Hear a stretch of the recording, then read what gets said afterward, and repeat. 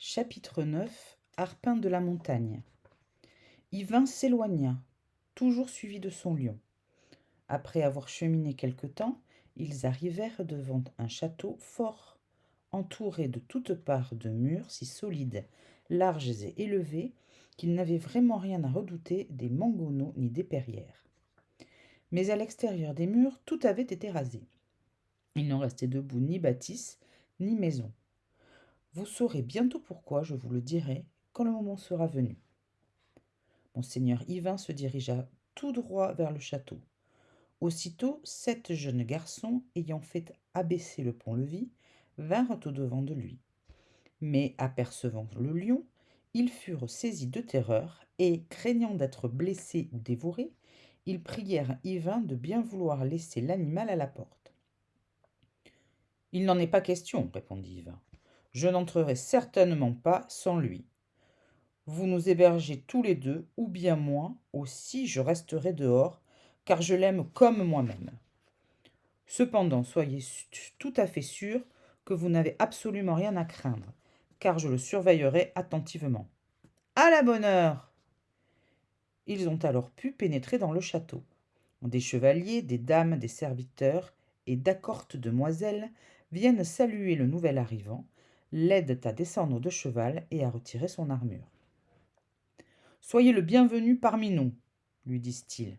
Que Dieu vous accorde un heureux séjour. » Du plus grand au plus humble, tout le monde semble l'accueillir de grand cœur, et c'est un bien joyeux cortège qui l'accompagne jusqu'à son logis.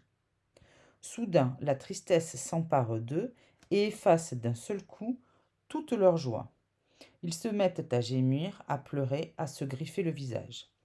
Ils s'efforcent d'accueillir joyeusement leur hôte, mais le cœur n'y est pas vraiment. Ils passent, malgré eux, de la joie aux pleurs, car ce qu'ils attendent pour le lendemain les épouvante. Une aventure qui se produira avant midi, ils en sont tous persuadés. Monseigneur Yvain, étonné de les voir changer ainsi d'humeur et passer brusquement de la joie à la tristesse, en demande l'explication au seigneur du lieu. « Par Dieu, cher seigneur, expliquez-moi s'il vous plaît, pourquoi après m'avoir manifesté tant de joie, vous vous mettez à pleurer. Vous devriez plutôt souhaiter que je vous en cache la raison, et que je ne vous en dise rien. Je ne dirai pas de bon gré des choses qui vous attristent. Laissez-nous donc à notre douleur. J'ai grand désir de savoir et de partager votre affliction, quelque peine qu'il m'en coûte. Je vais donc vous expliquer. Un géant qui se nomme Arpin de la montagne s'acharne à ma perte parce qu'il voulait que je lui donne ma fille qui surpasse en beauté toutes les jeunes filles du monde. Il ne se passe pas de jour qu'il ne vienne s'emparer de tout ce qu'il peut ravir de mes biens. J'avais 6 fils très beaux. Eh bien, le géant les a capturés tous les 6. Il en a tué 2 sous mes yeux, et demain il tuera les 4 autres si je ne trouve quelqu'un qui accepte de combattre contre lui pour les délivrer, à moins que je ne consente à lui livrer ma fille. Mais il a dit que quand il l'aurait, il l'abandonnerait aux plus répugnants et plus ignobles valets de sa maison pour leur plaisir, car il n'en veut plus pour lui. Ce malheur est pour demain. Alors ne vous étonnez pas, cher Seigneur, si nous sommes tristes. Nous nous efforçons cependant de vous faire bon visage, car bien sot serait celui qui ne réserverait pas un bon accueil à un noble visiteur comme vous l'êtes. Après avoir mis le bourg au pillage, le géant l'a fait raser avant d'incendier ce qui restait. Il n'a rien laissé d'autre que ce que vous pouvez voir ici. » Monseigneur Yvain, qui a écouté attentivement le récit de son hôte, lui donne son sentiment. « Seigneur, votre malheur à la fois me touche et me révolte. Je m'étonne cependant que vous ne soyez pas allé demander assistance à la cour du roi Arthur. Monseigneur Gauvin ne m'aurait assurément pas refusé son aide, d'autant plus que ma femme est sa propre sœur. Il serait accouru s'il avait eu connaissance de cette triste aventure. Mais un chevalier étranger ayant réussi à enlever la reine par la faute de queue qui devait assurer sa protection, c'est lui qui s'est lancé à sa poursuite. Quelle sottise de la part du roi et quelle légèreté de la part de la reine de s'être fiée au sénéchal. Tout au long de ce récit, monseigneur Yvain n'a pas cessé de pousser de grands soupirs de compassion. Je tenterai volonté cette périlleuse aventure, dit-il à son hôte, à condition que demain le géant arrive suffisamment tôt pour que je puisse être ailleurs sur l'heure de midi, car j'ai déjà pris un autre engagement. Cher seigneur, 100 000 fois merci pour cette proposition, répond le noble seigneur. Et tous les gens du château se joignent à leur seigneur pour exprimer eux aussi leur reconnaissance. Sortant d'une chambre, la jeune fille apparut. Elle avait le corps bien fait, un visage plein de charme. Elle s'avançait simplement, humble et silencieuse, la tête baissée, comme affligée d'une peine infinie. Sa mère marchait à ses côtés. Le seigneur les avait fait venir pour leur présenter son hôte. Il lui demanda d'ouvrir les manteaux dont elle s'était enveloppée pour mieux dissimuler leurs larmes et les invita à relever la tête. Ne soyez pas fâchés de ce que je vous demande, leur dit-il. Voici un chevalier de noble lignage que le ciel nous envoie pour affronter le géant. Sans plus attendre, allez donc vous jeter à ses pieds. Que Dieu m'épargne un tel spectacle, s'exclama Yvain. Je serais tout à fait inconvenant que je laisse la nièce et la sœur de monseigneur Gauvin se jeter à mes pieds. Je ne serais pas prêt d'oublier la honte que j'en éprouverais. Tout ce que je souhaite, c'est qu'elles reprennent courage jusqu'à demain, où elles verront bien si Dieu consent à leur venir en aide. Pour ma part, il est inutile de me prier davantage. La seule condition que je pose est que le géant n'arrive pas trop tard, car rien au monde ne pourra me faire manquer l'engagement que j'ai pris pour demain sur l'heure de midi. Il s'agit pour moi de l'affaire la plus importante que je puisse avoir. Ainsi ne voulut-il pas les assurer sans réserve de son aide, car il tenait absolument à arriver à temps pour secourir la demoiselle emprisonnée dans la chapelle. Cela suffit pourtant à les combler d'espoir, car, rien qu'à voir le lion qui l'accompagne et se couche à ses pieds comme un agneau, ils sont certains d'avoir pour hôte un modèle de chevalerie. Quand ce fut l'heure, on le conduisit dans une chambre bien éclairée. La demoiselle et sa mère assistèrent tous les deux à son coucher, car elles avaient déjà beaucoup d'affection pour lui, et elles l'auraient aimé bien davantage encore si elles avaient pu soupçonner combien il était vaillant et courtois. Yvain et son lion dormirent tous les deux, seuls, car tout le monde avait bien trop peur de passer la nuit dans la même chambre qu'eux. Mieux encore, on verrouilla la porte de sorte qu'ils ne purent sortir avant le lever du jour. Quand la chambre fut ouverte, Yvain se leva, alla écouter la messe, et respectant la promesse qu'il avait faite, il attendit jusqu'à l'heure de prime. Il appela alors le seigneur du château et lui dit : « Seigneur, je ne peux pas m'attarder davantage. Soyez assuré que, si ce n'était l'affaire pressante qui m'appelle loin d'ici, je serais resté bien volontiers et de grand cœur pour défendre la nièce et la sœur de monseigneur Gauvin qui est mon ami. » Le seigneur, sa femme et sa fille sentirent le sang se glacier dans leurs veines, tant était grand leur effroi de voir le chevalier s'en aller. Ils faillirent se jeter à ses pieds pour le supplier de rester, mais ils se rappelèrent qu'un tel geste l'aurait irrité. Alors le seigneur proposa de lui offrir des terres ou de l'argent, qu'il consentait à attendre encore un peu.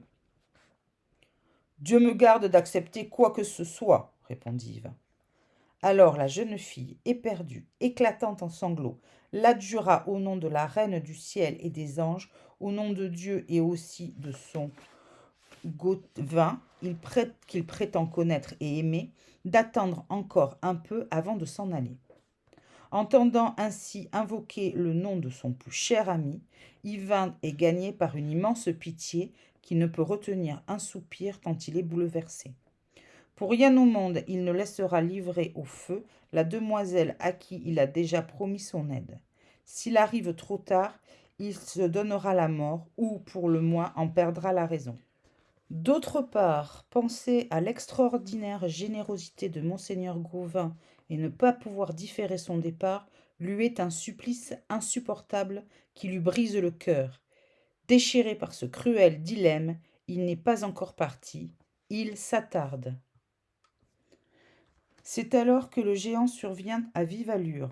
Il porte pendu à son cou un gros épieu effilé dont il se sert pour piquer sans répit les chevaliers captifs qu'il amène avec lui. Ceux-ci n'ont pour tout vêtement que des chemises d'une saleté repoussante. Les pieds et les mains liés, ils chevauchent 4 rosses boiteuses et efflanquées. Au moment où ils passent le long d'un bois, un nain repoussant comme un crapaud bouffi noue ensemble les queues des chevaux, et allant de l'un à l'autre, les frappe jusqu'au sang d'une lanière de cuir, croyant sans doute accomplir une grande prouesse. Tel est le traitement que le géant et le nain infligent publiquement à leurs victimes. Devant la porte du château, le géant s'arrête pour lancer au noble père son défi. Il mettra ses fils à mort si le seigneur ne lui donne pas sa fille. Il la livrera aux ardeurs lubriques de la valetaille, car lui-même la méprise trop pour s'abaisser jusqu'à elle. Un millier de valets loqueteux pouilleux comme des ribauds et des torche-peau sauront bien s'occuper d'elle et y trouver leur compte. Quand il entend que le géant livrera sa fille à la prostitution et qu'il tuera ses fils sous ses yeux, le pauvre père manque de devenir fou furieux. Il aimerait mieux mourir que d'endurer un tel supplice. Il se lamente sur son infortune et pleure abondamment en poussant de profonds soupirs. Mais Yvain, qui est noble et généreux, lui dit : « Seigneur, ce géant vantard me semble bien cruel et bien téméraire. Que Dieu veuille que votre fille ne tombe jamais en son pouvoir. Quel malheur ce serait qu'une demoiselle aussi belle et d'aussi haute naissance soit livrée à des vauriens. Qu'on m'apporte mes armes et mon cheval. Faites abaisser le pont-levis. L'un de nous deux ira à terre. Ce sera lui ou moi. Si je pouvais assez humilier ce monstre de cruauté pour qu'il libère vos fils et vienne faire réparation des injures qu'il vous a dites, je vous recommanderai à Dieu et j'irai tout de suite à mon autre affaire qui me tient à cœur. » On lui apporte aussitôt son cheval, ses armes, et on l'aide à s'équiper. À peine est-il prêt qu'on abaisse le pont-levis et qu'il sort du château, suivi de son lion. Tous ceux qui sont restés à l'abri des murs ont grand peur qu'ils subissent le même sort que tous les autres et soient mis à mort sous leurs yeux par ce démon. C'est pourquoi ils demandent à Dieu de leur rendre le chevalier sain et sauf et de lui permettre auparavant de tuer le géant. Montagne s'avance en proférant des menaces.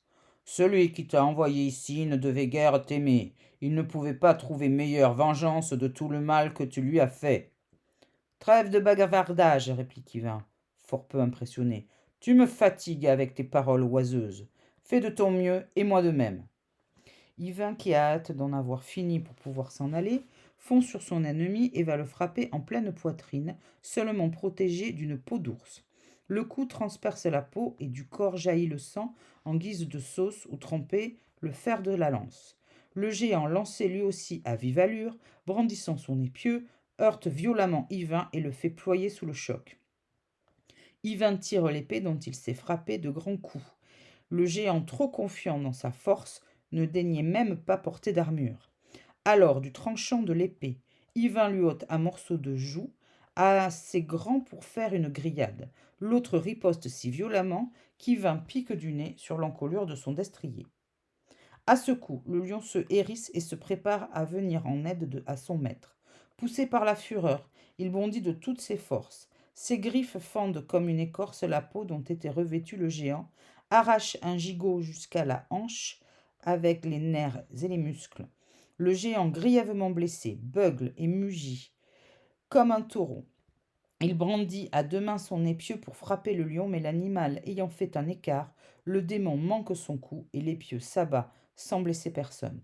Levant son épée, Yvain taille par 2 fois dans le lard du monstre, et avant que l'autre ait eu le temps de se mettre en garde du tranchant de l'épée, il lui a détaché l'épaule du buste. Un autre coup sous la poitrine, et il la lui plonge jusqu'à la garde dans le foie.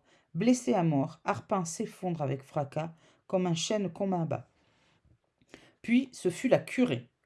On sut bien alors qui était le plus rapide à la course de tous ceux qui, du haut des créneaux, venaient d'assister à la scène, car tels des chiens fondant sur la bête après une longue poursuite, ils se ruèrent vers le monstre qui gisait à terre, la gueule ouverte. Personne ne fut de reste, pas même le seigneur, sa femme ni sa fille.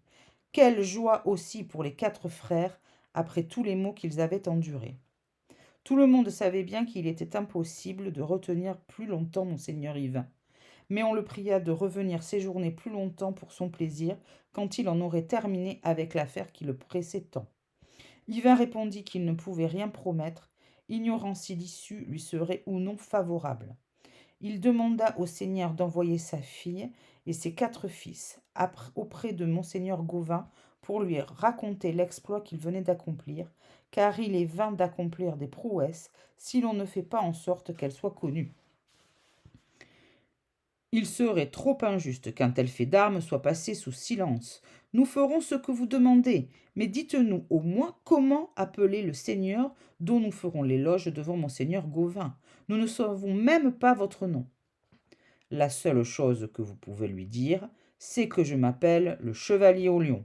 Je vous demande d'ajouter de ma part que, même s'il ne sait pas qui je suis, il me connaît bien, et que je le connais bien aussi. Je n'ai rien d'autre à vous demander, il me faut maintenant partir, car j'ai grand peur de m'être trop attardé. J'aurai fort à faire ailleurs si je peux encore arriver à temps.